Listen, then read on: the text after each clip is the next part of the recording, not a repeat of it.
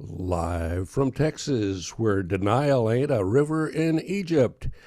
This is the Plutopia News Network Happy Hour. I'm Scoop Sweeney, and that guy over there is John Lebkowski, and our good friend Suzy Shelor returns. Hello, Suzy. Hey guys, I've missed you a lot. And of course, I've missed our beautiful audience that I wish I could see because I know the millions of you out there all look wonderful. The How have crowd, you? he rushed forward. I can hear them. So how have you guys been? What's been going on? I've missed you.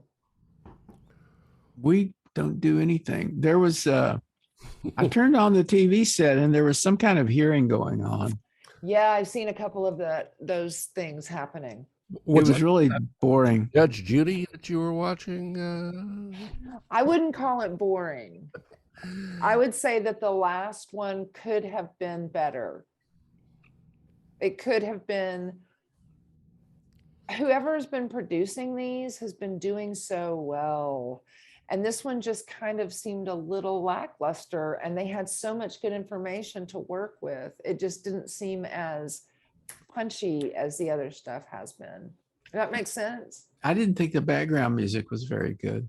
I really didn't like the opening credits either. You couldn't dance to it, for one thing. No, I did. I am really, I mean, they are producing these things. I think the Lincoln Project is working in concert with these people because it is really well produced. I mean, somebody's writing a script and keeping it right at 2 hours. It's crazy. Well, who do you think is going to end up having to, cop a plea or plea with a cop or or go to the place with all those bars on the windows? It might be easier to answer the question, who isn't going to? I think Mark Meadows is looking at a real possibility of jail.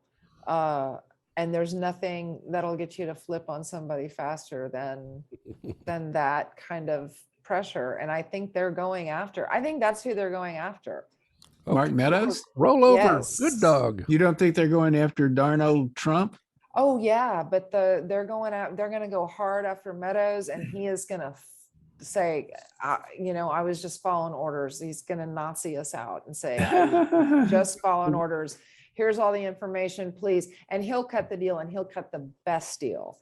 But I think that's why they're going after him so hard, is so they can say, well, now you know what we know, and this is our offer. I hope they want to take him down.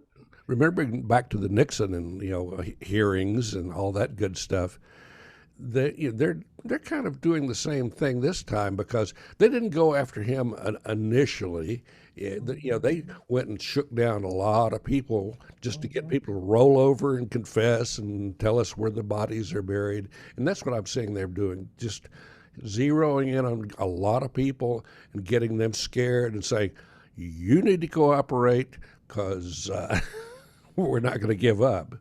Yeah, and a lot of people say things like, why aren't the Democrats fighting as dirty as the Republicans? It's just, come on, we have to get as dirty as they are. And what I understand that sentiment occasionally, I really understand that sentiment and I agree. But at the same time, when something like this starts happening and the truth is coming out, you think to yourself, patience is something. The truth will set us free. The truth will come out. We have to stand by our morals and practice what we preach. We can't stoop to their level. And so if the argument is that we should hit below the belt, or the Democrats should, I guess a good counter argument could be, no, Aikido makes more sense. Exactly.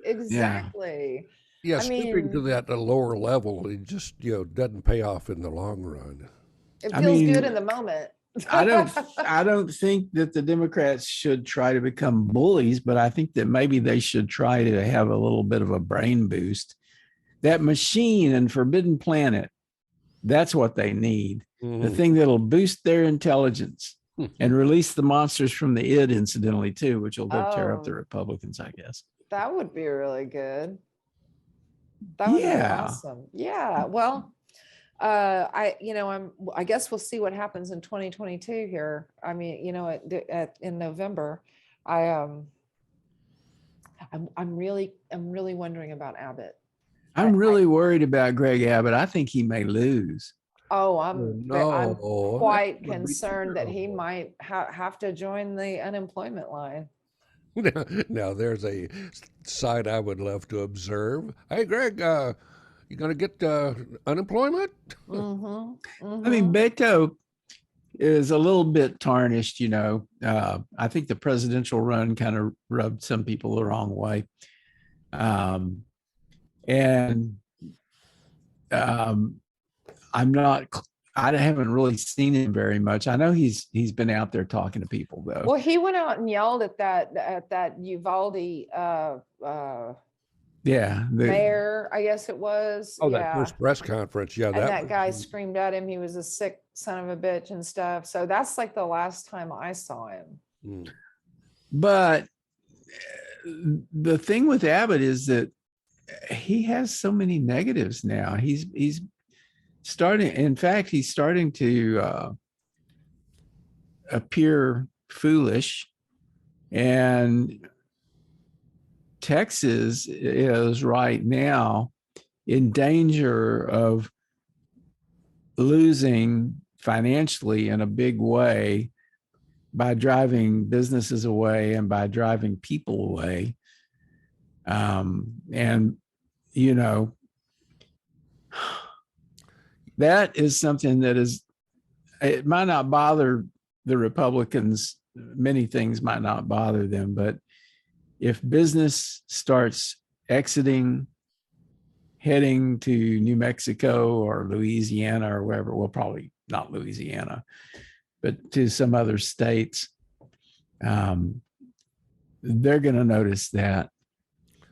Yeah, I always thought of the Republicans as being the party of business. Now, all of a sudden, it's like, well, we're the party of business as long as the business agrees with us and you aren't doing anything that goes against our platforms.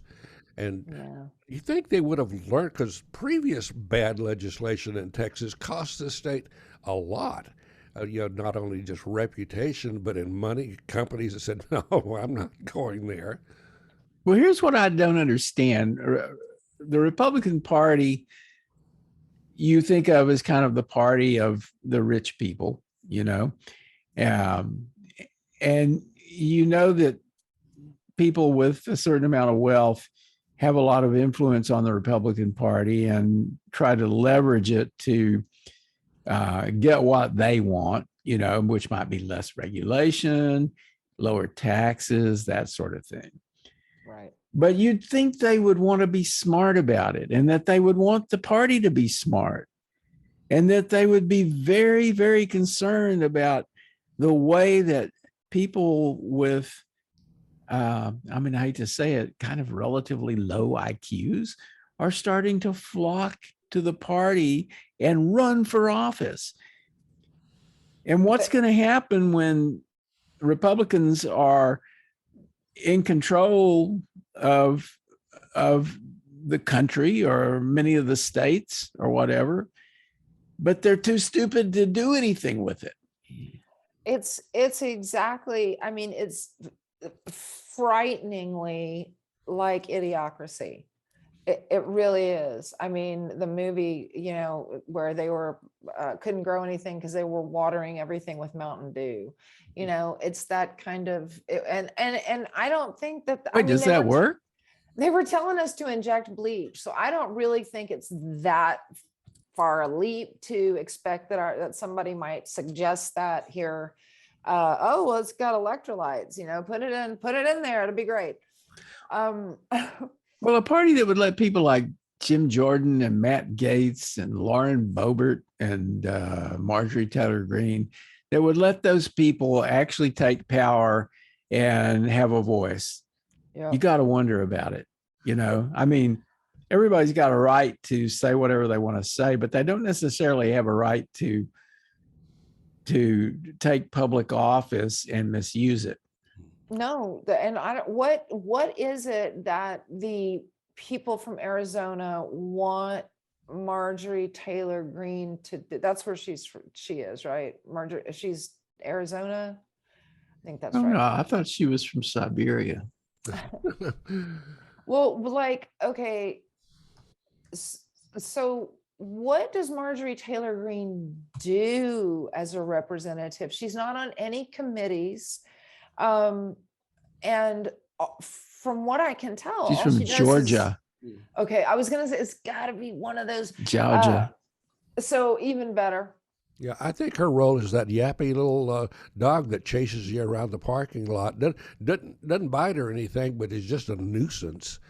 But the whole thing about the idiocracy and the lower IQ in Texas, it's a matter of they have starved the educational system for so long that a lot of people come out uh, of their senior year in high school, and all they know is the Pledge of Allegiance, the Lord's Prayer, and that abortion's bad and That's right. God is good. And we were good to the Indians. There's Thanksgiving. And nobody can balance their checkbook. No one has any idea what No one has a checkbook. Constitution says, what the Bill of Rights means, what all the amendments means. Like, no, I watched football last night. I know what that means, and that. In Texas, football is God. God forbid I learned something. I can't be bothered. I have to do things at work that make me engage my brain. Sometimes, Well, it's not just a matter of learning like facts. It's a matter of learning to think, having some capacity for critical thinking. And that is what we are not teaching at all in schools, is critical anything. Yeah, critical thinking. Well, in fact, we're diminishing it when we're diminishing science. Yeah, critical thinking is basically they want to make it against the law because that's basically what they're going against. They give it, they use things like critical race theory and all this stuff. It's like they're really saying just don't teach anything that makes us uncomfortable, makes our kids uncomfortable, and comes anywhere near the truth, or makes my family look bad, because I'm so proud of my heritage, and we would never do anything like that. I couldn't possibly don't talk about that. I don't, and then for some reason there's I don't know where this reaction comes from, but it's I didn't do it. Why should I pay reparations? I didn't do it. How do you explain systemic racism to people who say things like that? I Well, mean, there's a response for that, though. You say, well, you didn't do it, but you benefited from it. and probably intentionally so, more than once. I guess that's what you say. I don't know. I've heard so many people say it's just it doesn't happen anymore.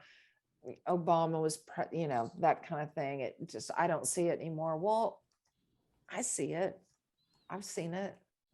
It's not shocking that it happens to me, and I'm not, it happens to a lot of people, to gays, to transgender people, to Black people, and to Latino people. It's just it's anyone we can subjugate, right? That's how we feel better. Yeah, the whole thing in Oklahoma about Native American land rights that got thrown into a big uproar, and it was interesting to see all these folks. My my mother's family was on the Trail of Tears, where they were forced to go to Oklahoma. Jesus. They were granted land and rights, supposedly, like half of it, and then of course. That was all written in disappearing ink. But you kind of have to force people to get them to go to Oklahoma, right? But the politicians there was, it's terrible. We didn't do any of that to the Indians. Like, well, they're not Indians. They're not from India, and they were here first. Yeah. I mean, it's almost impossible for these people to empathize in any way. It's hard I was listening to Liz Cheney today talking about how, she and her sister had this huge falling out over the gay marriage thing, and she finally said, you know what, the woman, I guess, I don't remember who was interviewing her, Judy Woodruff or something, and she said, you know, I was wrong. She just straight up said, I was wrong on the issue. I should have, you know, thought differently or whatever. But it took something happening to her in her family Yeah. that made her say, okay, I guess I get it. But you know, if you don't have any other, I don't know, interaction even with people from different walks of life, then of course you don't care. You just want what's good for you, status quo, right? Yeah. Yeah, around Texas, you hear the famous old Frank Zappa refrain, "It can't happen here." Well, it does, and it probably will. Yeah. Yeah. It is happening here. It is totally happening here. I know this is kind of conspiracy theory, but it doesn't seem like it would be that far a jump to consider a debtor's prison being brought back. It's already Hmm. back. I mean, like If actually you go to having to, jail and you don't have money for for bail, right. you're staying. So Well, that's basically debtor's prison. I'm talking about that company that we now treat as a person can sue me for not paying my credit card or whatever and put me in prison until I've worked it off or whatever. But the reason I would be in jail would be because I had a debt. And that would be, I mean, at this point right now, it's any crime is a debtor's prison, because if you don't have the bond, you're there until you're arraigned or whatever. So that's a whole different issue to me. Cash bond is ridiculous. I think it's absolutely ridiculous. You know, I don't think that's as likely. I think things that are more likely and hopefully still unlikely are things like women losing the vote, or blacks losing the vote. Loving's going to be overturned. You Lawrence will be know, overturned. there was a, do you know about this model train display in Las Vegas? No. Okay, this was at the Galleria at Sunset Mall. Okay. They had the Las Vegas Garden Railway Society had put up a model train display, and it included a gallows. There was a gallows on it with a couple of people standing there and a guy with a noose around his neck. And everybody there was white except for the guy with the noose around his neck, who was black. So it was, you might consider this a lynching, you know? And of course, people went ballistic about it and they had to take it down. I mean, it got canceled. And well, it should have been. I don't know if that's a cancel. I think that's a consequence. Yeah. Well, that was. But what I'm saying there is that Yeah. we're at a point where people think it's okay to put something like that out, you know? Yep. Yeah. Yep. Well, that was a realistic depiction of history. When you think about all the lynchings that have happened, and a lot of them around the railroads, because if you didn't get along with the railroad, they'd send somebody out to do away with you. I did some research back in the 70s on the history of lynching and political assassination in this country. And it's just, I mean, I thought I would have trouble finding a lot of examples, and they were everywhere. I had trouble editing it down to. Wow. That's And state of Texas had a bad history of that, but particularly with like the Texas Rangers, they weren't above going out and doing little instant justice, whether someone deserved it or not. they have no fear except when it comes to saving children. Mm-hmm. Then they're scared.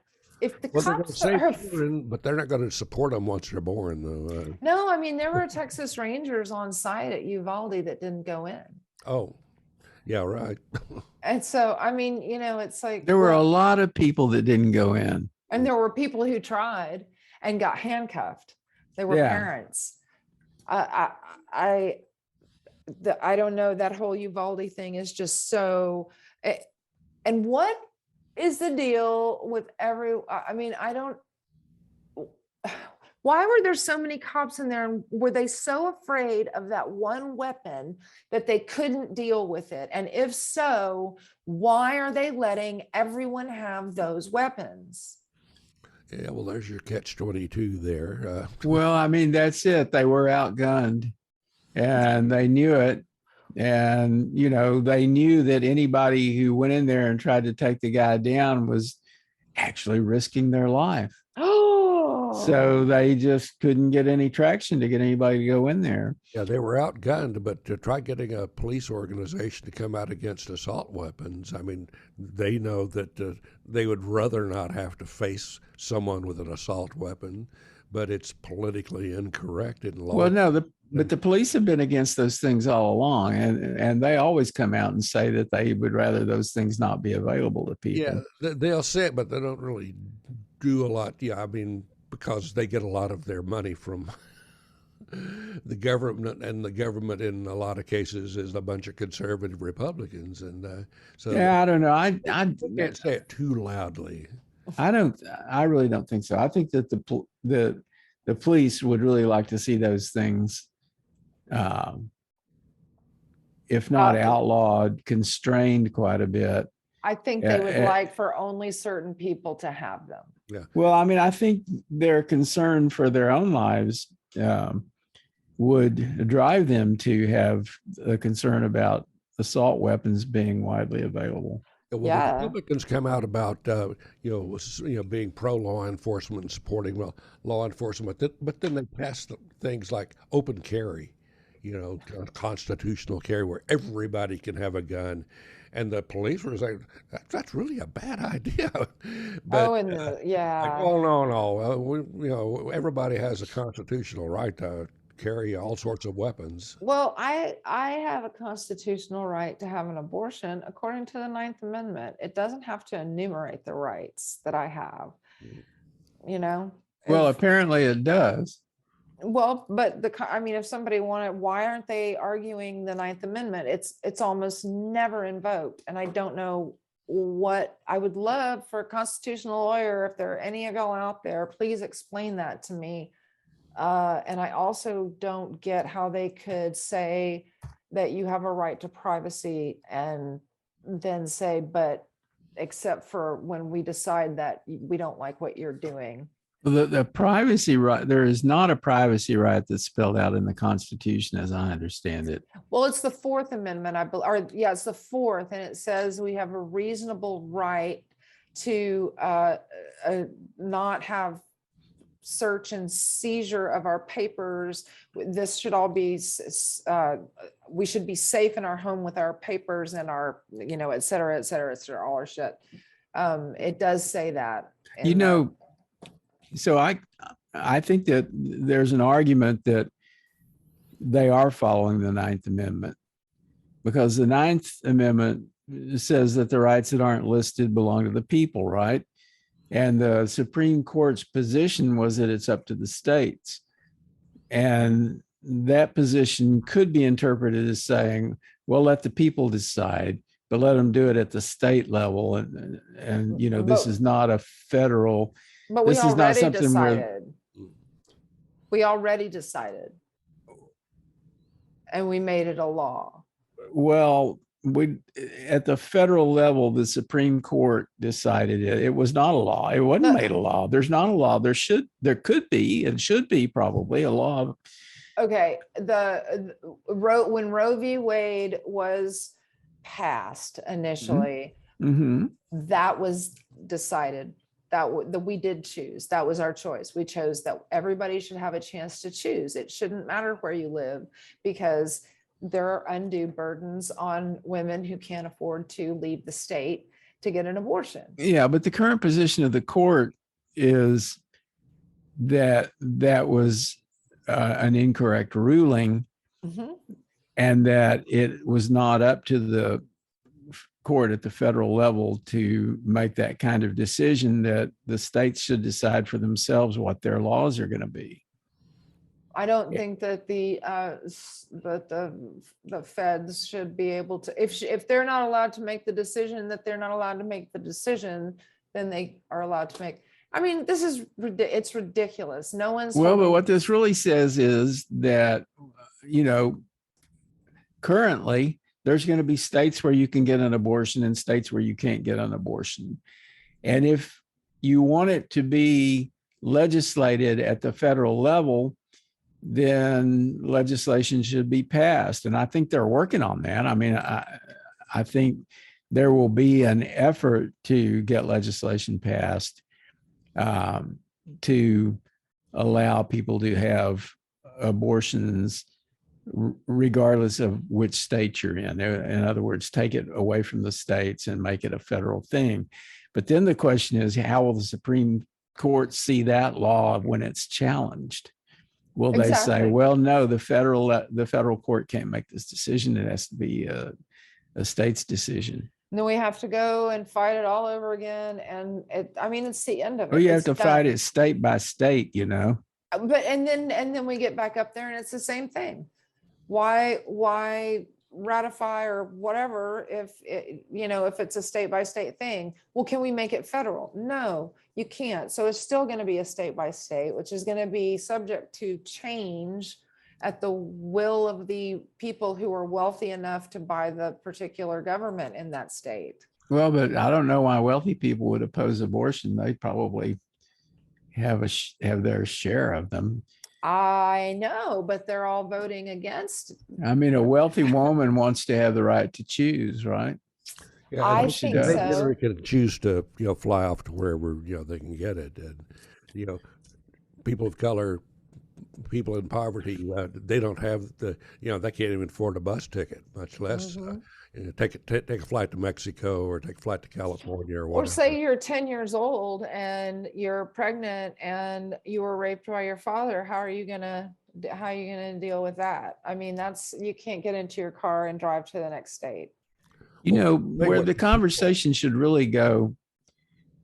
I mean, it's very hard to convince people who believe that abortion is murder that it should be legal, that it should be okay.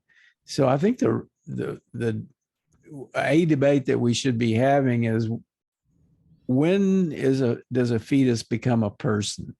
When it comes out.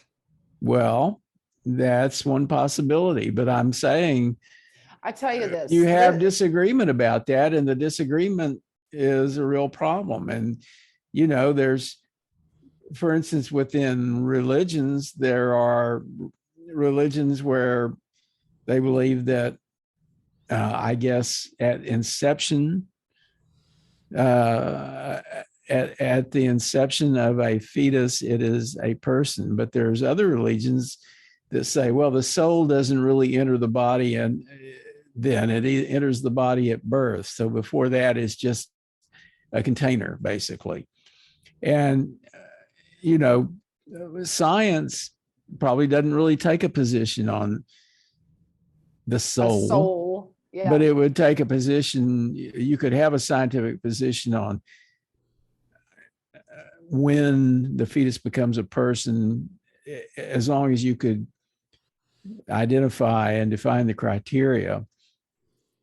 Anyway, I think that's where the real problem is. Like, I know people who are devoted Christians who have come to believe, and not all Christians have always believed this, but they've come to believe that abortion is murder and that it just shouldn't happen ever. And that's what you see getting legislated. Now, I think the reason they are thinking that is partly because at some point, I can't remember when it was, but there was some point within the last 4 decades, there was a political decision that abortion could be a way to drive a wedge. It could be a divisive thing, and it could be a way that you could get people riled basically and get them to vote for your party, your Republican Party. And it became a big deal with Republicans. And it's kind of snowballed since then. It's like it's become more and more entrenched. And they don't really, there's not a real rational consideration among those people.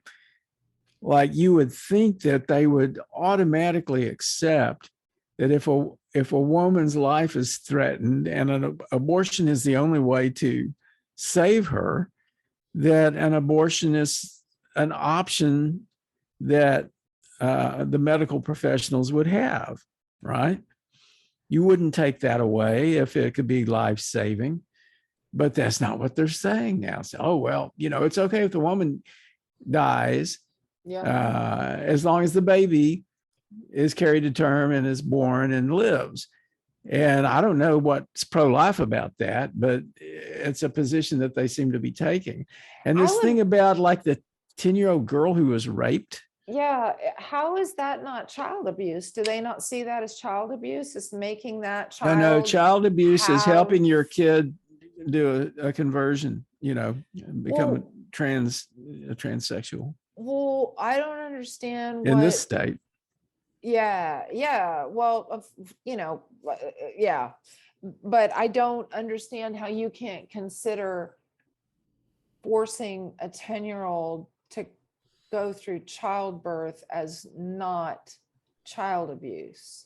Yeah, and I was being kind of facetious there. No, but I know yeah, you absolutely. were. I mean, it would be a horrible thing. But of course, their position was, oh, this didn't really happen. This isn't real. Jim Jordan said she was a liar. That's the whole denial thing. Well, in the state of Texas, the anti-abortion forces really took root back when the Republican Party really started gaining power, and they got that power by getting the conservative Christians involved. Once you got that all stirred up, then they suddenly got a lot of, they had the bully pulpit finally. They were able to go in and bully people about abortion. They don't want to pay for the baby after it's born. That's the thing that is always been the case in Texas. Like, well, you've got to have that baby, but so the parent comes back and says, well, who's going to pay for it? Well, not the state. That's not our job. You're going to have to pay for it, and that's. But pretty soon it does become our job. It gets over. They get into the system, and guess whose job it is? It's the states. I mean, the state saying that it doesn't have anything to do with them, and that they're not going to take care of it is actually not true. They end up taking care of it, and it is always some kind of a foster home or some horrible group home, and they're not learning things other than survival skills. That's not taking care of. That's just getting them out of the way. That's what it is. That's exactly what it is. Well, there's another thing that's been popping up thanks to the Texas Republican Party. There's a bunch of folks that want to secede from the United States. And what do you think about that little plank in their platform? I thought that had been done away with. That was old. Yeah. Ago. Well, I've been in some discussions about that. And, kind of the problem is that you think about the Civil War, it was the war of the North versus the South, the war of the states. But what you have now is that it's more like rural versus urban, but that doesn't even hold true. I mean, the thing is that people are divided, but they're not divided in a way where you can kind of carve out regions. So if they actually made a move to secede, for Texas to secede, the Republicans might be okay with that. I imagine some wouldn't be, but the Democrats are not going to be okay with it. And really, there would be a huge fight over that. And I don't know. I mean, I can't really imagine.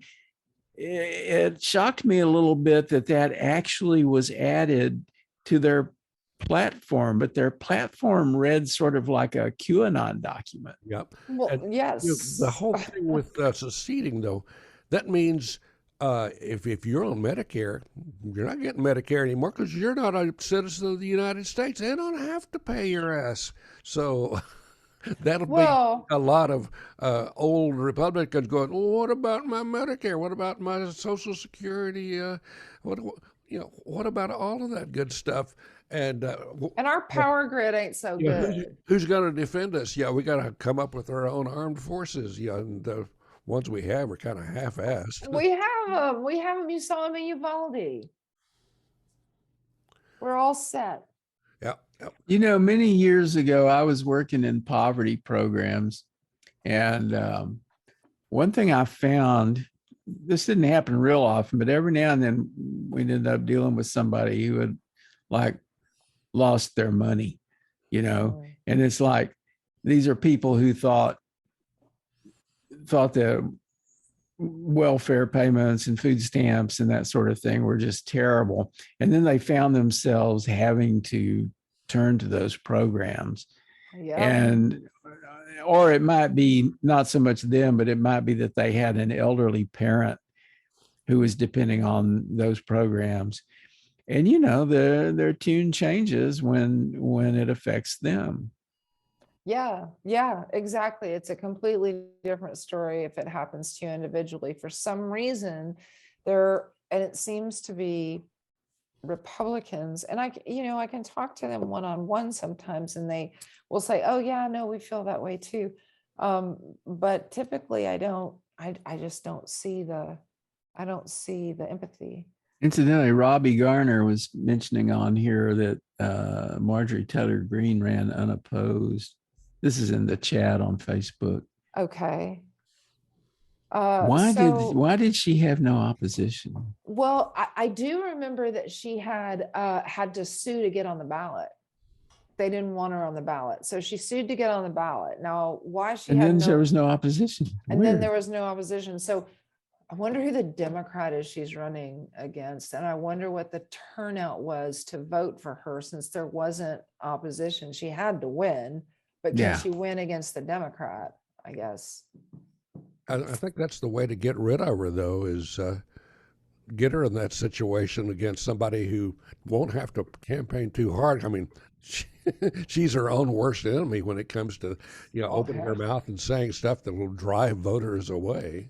Just edit all of that shit together and, Oh, yeah.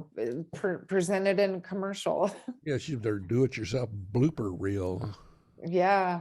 You know, another thing that came up in the chat was the 1619 project. Oh, I'm sure you're familiar with. Yeah, I love listening to it. It's got stories and poems and stuff. And does it cause you to believe that you're a racist? Oh, absolutely. I mean, I think we all have I think we all have to recognize our racism, our everything we've ever been conditioned to believe, that we have to unlearn.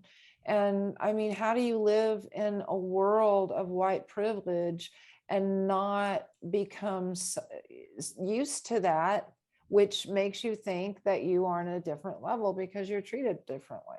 So yeah, I think that I don't think that was the only thing. I think there's been a lot of soul searching on my part about, because I have, I've never, that's not something that I is part of my character, but it's definitely shadow stuff. You look in and you say, wow, I'm just as capable as everybody else as having these horrible thoughts, and if this human is capable of breaking down and having a Karen moment, then I am too. And I have to go through and confront that person and say, who are you? You know how in some families there's things that they decide that they just don't want to talk about, and or think about. And that's kind of what's happened. Like the 1619 project kind of scares those people, and they don't really want to think about it or confront it. It's not just, I mean, it's not just about racism. It's about history. It's a history of America that factors in the fact that Blacks, especially, were a big part of the American evolution and experience, and that they were contributed in a really big way. And at the same time, that they were dismissed or suppressed in a really big way. And to ignore that, I mean, you ignore that at peril, I think. Families that try to ignore things that happened in their past, it makes them sick. I mean, it makes them dysfunctional. So the 1619 Project was an opportunity to have a really healthy discussion about race in this country. Yes. And the idea that it should just be suppressed or canceled, I know that Republicans never cancel anybody, but it looked to me like they were canceling Nicole Hannah Jones any way that they could. Absolutely. Greta Thunberg, they'll cancel anyone they can. And Tucker Carlson, that was a total mistake, but you could call him a cuck. A Trump what does that mean? Can you tell me what that means? As a cuckold. Yeah. Oh, hey, did you guys hear that Ghislaine Maxwell got 36 years? Yeah. Wow. Yeah. I want the book. I want the black book. I want the names. I really want the names. There's no reason for her those names. Let's see. I need to come on a subpoena. What are calculate the chances? here. How old will I be when she gets out of prison? Let's see. I will be 109 years old when she gets out of prison, unless somebody gives her a get out of jail free card. Oh, well, she's on suicide watch because of what happened to Jeffrey. So she might be carrying out. She's got to be. Does that mean that suicide watch means they're going to help her commit suicide? Is that? I mean, that's what they did with Jeffrey when he was on suicide watch. Yeah, there's a lot of that going around. I'm feeling so cynical. Hey, I'm right there with you. I mean, watching these hearings and seeing this unfold, and I mean, it's something that I think we all knew, we all felt. But I didn't know, I didn't really know how terrible it was. And I really didn't know how the extent to which they did organize it in advance. I believed it was kind of spontaneous. I knew it was going to happen. Everything inside me said something really bad is going to happen. And I've been thinking that for a long time. And then they said January 6th, and it was the day I saw it all over, the internet. And I thought, this is not going to be a good thing. These people like guns. They're hateful. I sure as hell hope no one from our side shows up. Yeah, that was that was an almost successful coup. From listening to all these people from the Proud Boys and Oath Keepers that have testified, there was a lot of planning going on there. Maybe it was more ad hoc groups, but they all had the same idea of, Trump wants us to be there, so let's load up, let's lock and load and step up and take over the government. And did you hear the thing about Ray Epps?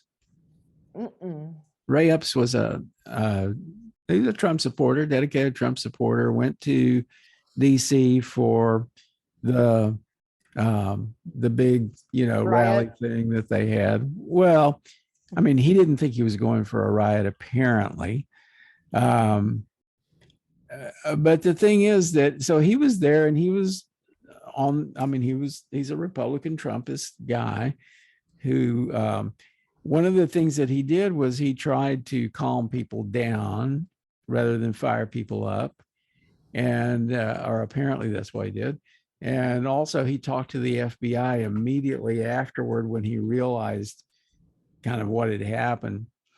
But what's happened to this guy is that some publication, one of those crazy right-wing publications started this story about how Ray Epps was the face of the FBI presence, the actual thing that looked like an insurrection was really an FBI thing that the FBI caused and started. And Ray Epps was a big part of that. He was I see. he was so he became the face of the FBI conspiracy or whatever.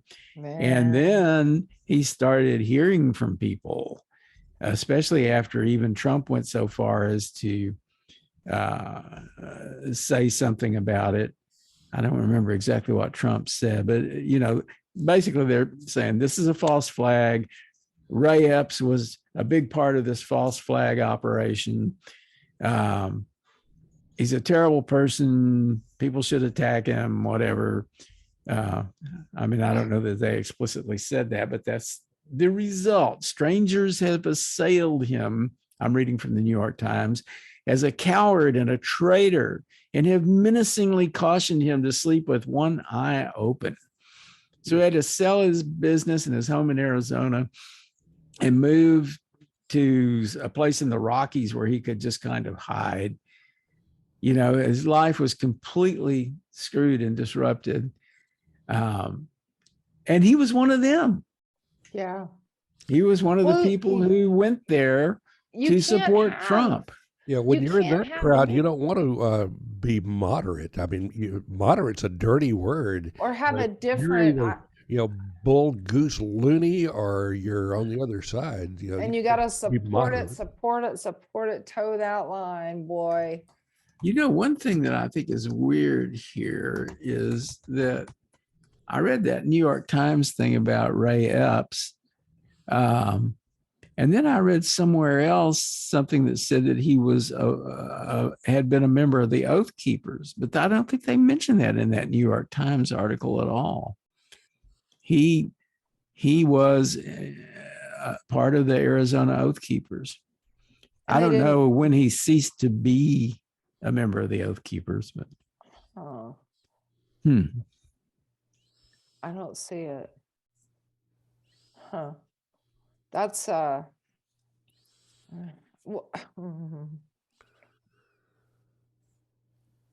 too bad.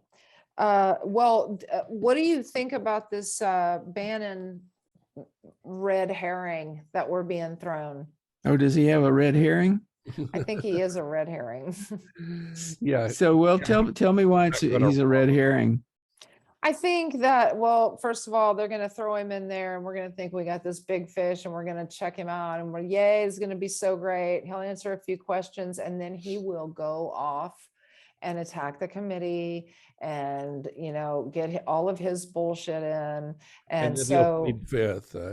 Right. And so we'll believe that that's all going on over there. And maybe we'll stop thinking about Trump, but then he'll reinvoke the what was it, executive power that he gave him? But I really think it's a way for us to take the eyes off Trump.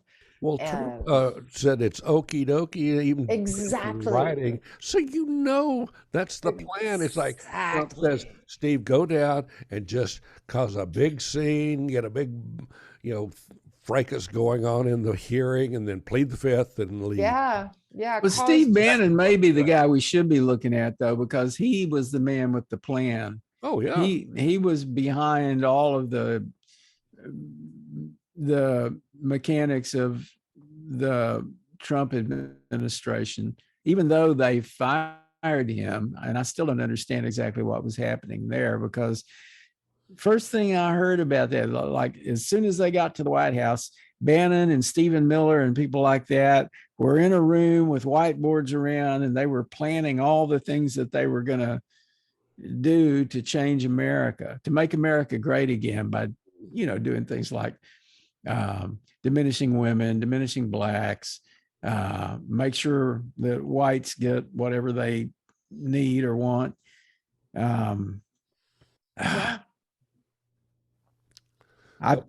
mean, that I don't think I don't want to imply that I think that all the people who were involved in the Trump world were like white nationalist types, but there was definitely that element, and I definitely think Steve Bannon and Stephen Miller fit.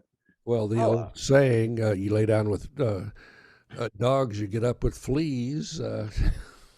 Or ticks, But you know, blood-sucking Brother ticks. Bannon is still on the you know the top 20 list for Trump because just that whole thing of firing him. I think it was a matter of he was getting so out there and so powerful that they really didn't want him around because he was beginning to be dangerous to them as well as to the opposition. speaking of, I think DeSantis is a very frightening person right Oh, now. yeah. I think he and Stephen Miller would make a hell of a team. I don't know. Will DeSantis people or really vote for a man who is against Mickey Mouse? Yes. Yeah, you can't say it. When they came out against Mickey and Goofy and all those characters, like that's just wrong. Tucker Carlson said that it wasn't that the green M&M just wasn't sexy anymore. What? He had a slow. That's called a slow news day. When you come out with that as an issue, I know. Oh you obviously man. didn't look around, and so it's like, well, let's go after the M&Ms. Yeah. If anyone does I just canceled it. I couldn't take paying for no news. But if either of you get the Wall Street Journal and you ever find anything that they say about the hearings not being like just giving an honest take on the hearings, please let me know. Or if they cover it at all, I because used to sometimes get the nothing. Wall Street. I used to get the Wall Street Journal, but I never got the Wall Street Journal. It's like, Oh, you've reminded me. I brought something. I have show and tell. Give me a Okay. sec to find these All right. images here. Oh, show and tell. You want to show my art that I did? Sure, we're My willing to show anything and everything, but Are you- I am gonna bring these up because this is something that unbelievable that I found today. I want you to see this. You're familiar with Newsmax, right? Oh oh yeah. yes, Look at this. Oh my goodness. This is from Newsmax today. Okay. That headline says that Trump left office. ooh, that's a no-no.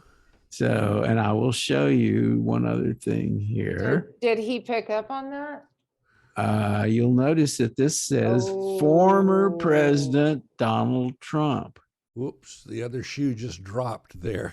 Oh. And Newsmax, as far as I know, for the longest time, never admitted that Trump had lost the election or had ceased to be president. Yeah, they stepped over a lot of boundary lines with that, with that issue. Wow. I've been here. I keep hearing things every day. I hear about people who are sort of disaffiliating from Trump.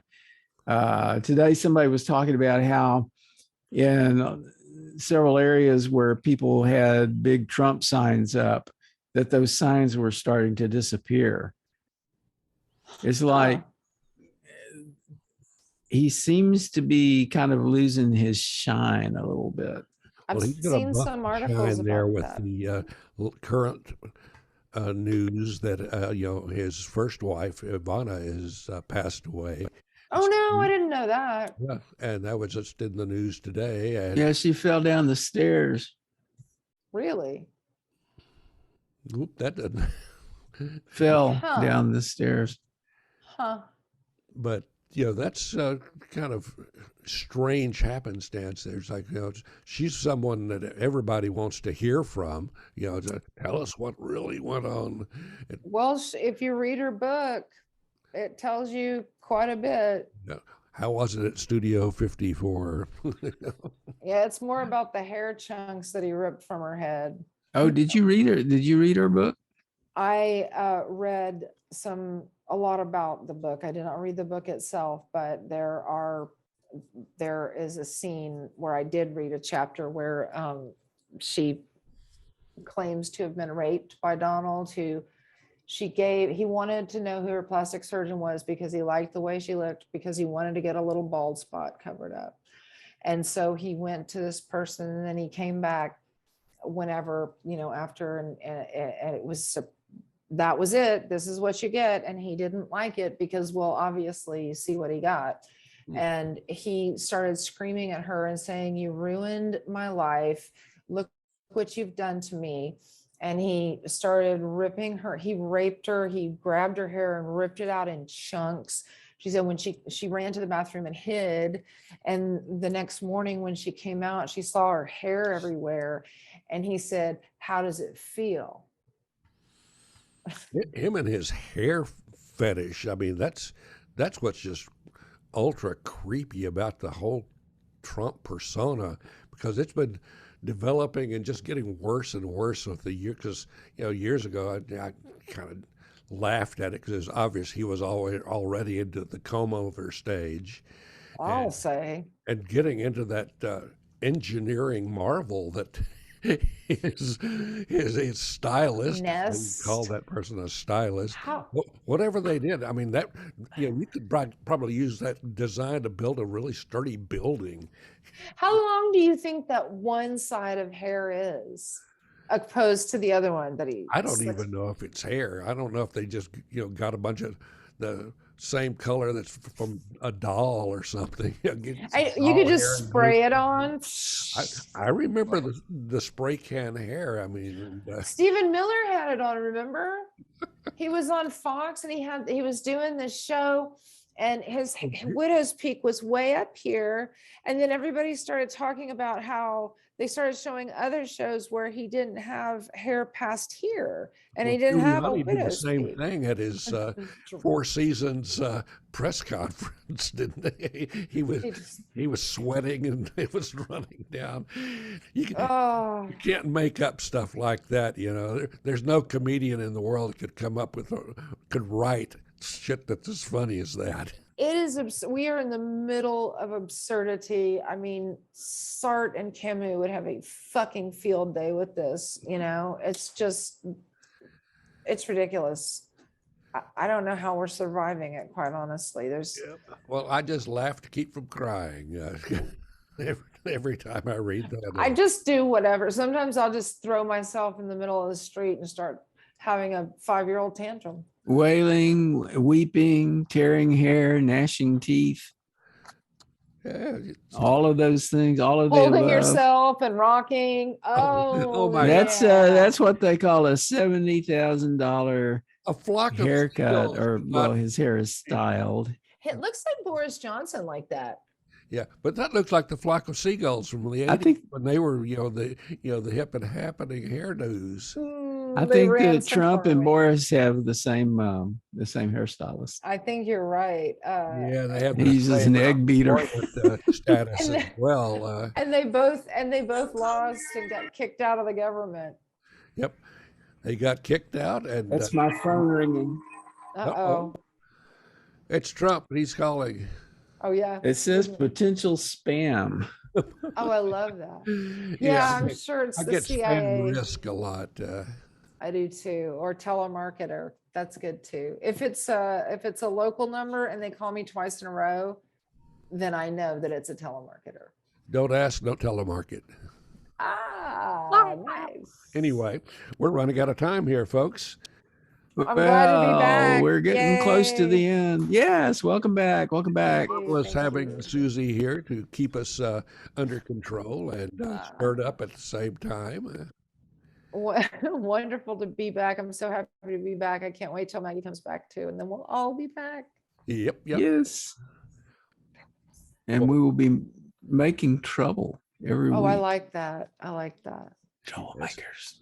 And we'll just have to keep on doing this until somebody comes and throws us in jail or gives us $1 million to do it for money. It is kind of likely, I guess. One of these days, it's all going to catch up with us. It's all going to happen. It's just going to be like raining Plutopia. We'll see you guys next week. Thank you, everyone. Off we go. Bye-bye. You can follow the Plutopia News Network at plutopia.io. On Facebook, go to @Plutopia News. On Twitter, it's @Plutopia. This is the Plutopia News Network, 20 minutes into the future.